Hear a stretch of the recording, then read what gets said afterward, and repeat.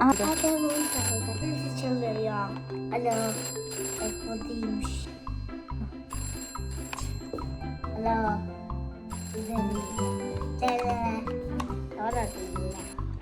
Alo. Alo. Efendim. Dükkanınızı ne zaman açacaksınız? Bir sürü araba sizi bekliyor. Tamirci bey, çabuk gelin. Daha burası açılmadı, kapandı.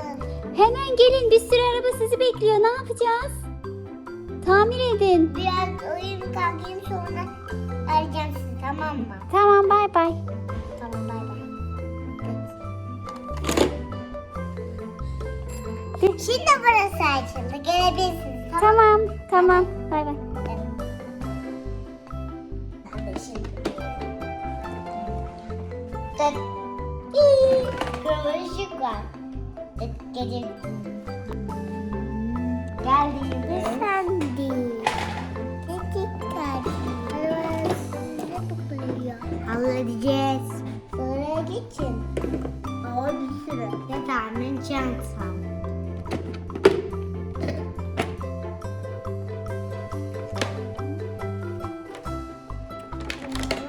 Sıradaki. İlk sırada ben varım. İlk ben geldim. Uçarak geldim ama benim pervanem tam uçamıyorum istediğim gibi. Tamir eder misiniz? Biraz azıcık çıkmış. Orada biraz vida var. O yüzden öyle çıkmış. Durabilir. Yeni vida takayım. Kötü ya. Teşekkür ederim. Yeni vidam neredeydi? Benim buraymış. Nereye? İşte tamir oluyorum. Rahat rahat uçabileceğim. Teşekkür ederim.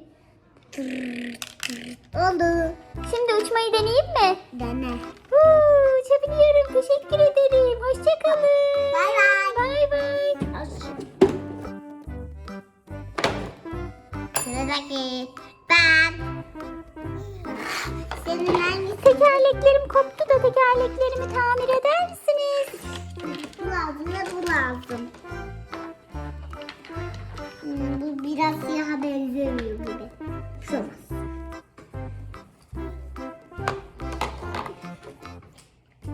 Burada. İki elimde, evet. Sana bu sürüyorum. Sonra arkaya. Şu kale.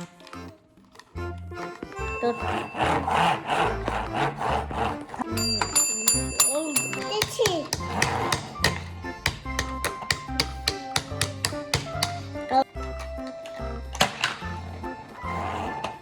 İşte oldu. Çok teşekkür ederim. Çok teşekkür ederim. Teşekkür ederim. Okay. Merhaba, sıradaki benim. Benim alt tamponum çıktı da tamir eder misiniz? Gerçekten çıkmış. Evet. Şurada sallanıyor.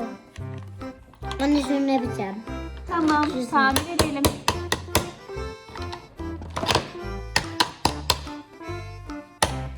Anne video bitti.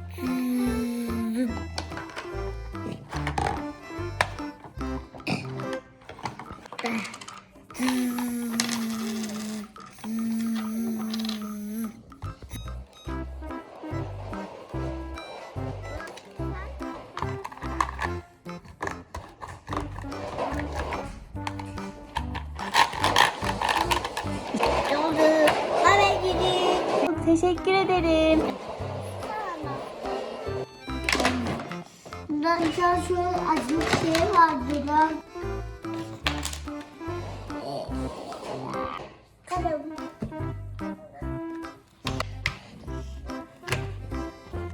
Bu zormuş. Görevim bitti. Gidiyoruz. Mesaim bitti. Hadi.